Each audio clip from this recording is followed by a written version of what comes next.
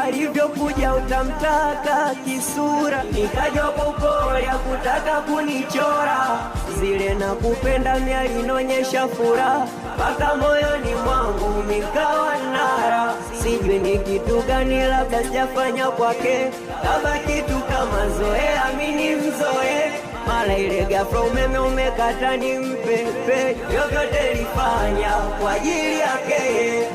alikuja kwa nimtulize, apae apendeze, kama rashi nimpulize, sawezo sina kaniona zeze, zile cheza tucheze lo zimeisha mebaki njiulize, wesi ndo kamwa kuniacha, maumivu aloniacha mwenzake nimedata, yani sielewi nashindwa pa kupapasa, chumba kaniacha kisasa layo.